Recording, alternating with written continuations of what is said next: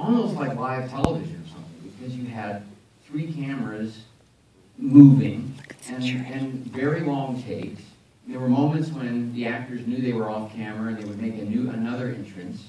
And of course there was the live singing, but this moment involved a lot of cast members. And I had production, and I knew, you know, your. First of all, thank you, Ron, for agreeing to talk to me, because he's a bit of a hero of mine.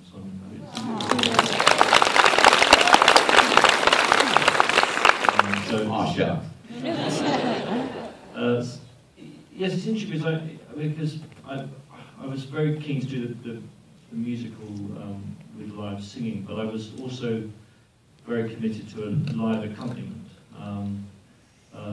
And when you shoot musical numbers, if you're doing them in a totally live way with live accompaniment, you have to kind of treat them as, you know, entire songs each time. You can't kind of do, let's just do the first verse and let's do the fourth verse, because if you're making choices about tempo in the moment, if the actor's making choices about tempo in the moment, then you know, each take needs its own shape from beginning to end.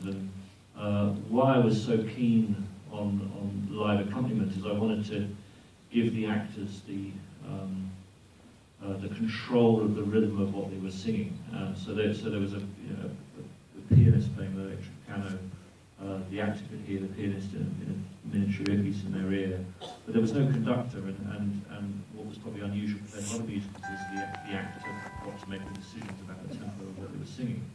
So in for example, the end of Dream the Dream, when she sings, "Now life has killed the dream I dreamed," you know, she sings, "Now life has killed the dream," and then she takes a long pause, and in that pause you see her go from this very vulnerable state, and she starts to shut down and harden up, and her eyes go hard and kind of go glassy, and she steels herself for the fact that she has to be with another client in a few minutes, and she steels herself for this new life, and she shuts down something inside herself to do that. And she does that in the pause, and she takes, you know, probably 7-8 seconds in that pause.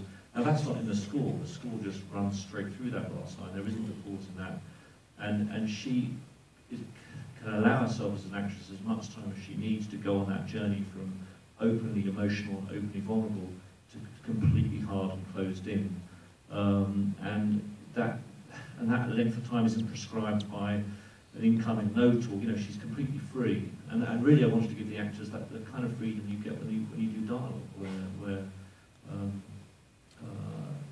you know, I suppose actors are trying to create the illusion that they're inventing what they're saying, and sometimes it's that little hesitation that you take, or that, you know, you see a new thing form in the eyes before someone expresses it, that sells the idea. And this, I wanted these characters to look like they were ripping these songs from their souls rather than doing a rendition of a famous song. So anyway, so it's a rather long way of saying that once you commit to the live accompaniment, no 2 takes may be the same, and therefore you also have to commit to multi-camera shooting, because if you know, you can't, with music it's very hard to intercut different tempos of the same song. So every time you shot a song, I had to kind of approach it as if, you know, this take might be the one I choose, and I need to get all the coverage from start to finish. So as you say, what was kind of joyous about it was that there wasn't that you put that grind of going, I've done the mid shot, now the close up, now a big close up, now we're doing the reverse, where the scene is split into little atoms. Each time the actors kind of knew this was, you know, there would be one take all the way through that I would commit to. And what was interesting is when I got into that idea of shooting everything as a flow, I then started to apply it to the action sequences, which I think when you came to shooting action sequences, I started thinking, why can't we apply the same principle and shoot like the battle sequence start to end, or, you know, the classic one was the building of the barricade, where we put, you know, 400-foot mags in the cameras, and I turned to the students and said, kind of, build a barricade, and, you know, a piano started falling down from the second floor window above them, and they built that barricade in real time in about 4.5 minutes, and that was the one we used. So it became interesting to sort of, you know, once I got used to doing it for the music, it was also interesting saying, what does action feel like if you run it? And the battle, every time we shot the battle sequence, it would take a few hours to set up, but we would shoot it from absolute start to absolute end with 6 cameras that were in different parts of the set. So there'd be one camera waiting in the upstairs capital when they got there, that would shoot them out the window as they approached, and one camera hidden in the barricade, and you get this kind of adrenaline and this sense of spontaneity when you really let things run without too much structure, which I thought was really interesting. It was a great energy, and you could just, and it was, it was infectious, and even in the action scene that I was seeing, where there were only a few lines being sung, but you could just feel that people were, everyone was unified and engaged, and it had that kind of focus. It was very impressive. So, by the way, are you a musician?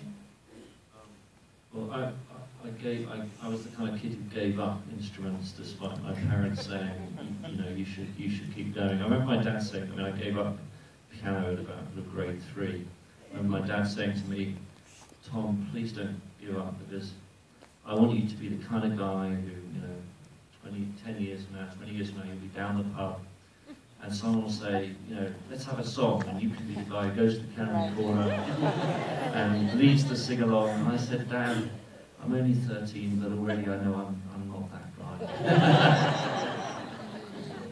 But can you read music? Or were you? Yeah. So it was funny. What was funny is it came back. I learned violin and piano, and I bought to both because of my complete failures to practice. But it did come back, and I'm pleased it did, because I really struggled for a long time to get the film to a kind of reasonable length, and it hovered around. It started at 4 hours the assembly, and it got to 3 pretty fast.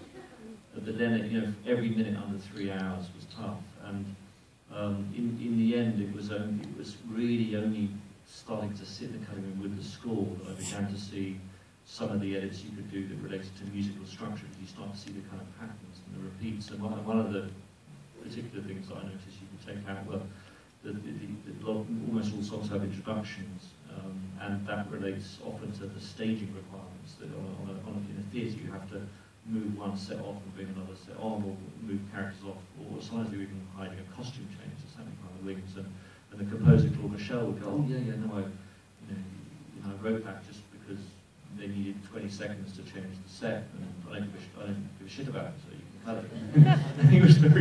It was quite interesting sort of once you got inside the structure, discovering what the composer really loved, and what to him was just padding that he put in to make the West End show work and the Broadway show work. And then you began to see that there was flexibility in music, but it was strange directing something where you knew there were things that were uncuttable. When I made The King's Speech, I was directing an unproduced play that no one had ever seen, based in part on some diaries that we discovered in a North London attic that no one had ever read. So, I could cut anything from that movie, no one would be the wiser. In fact, we did cut something quite significant, but still no one knows we cut. Whereas it's a little different on Layers Wrong. You can't kind of go, well, Dream doesn't really work, let's just speed it up.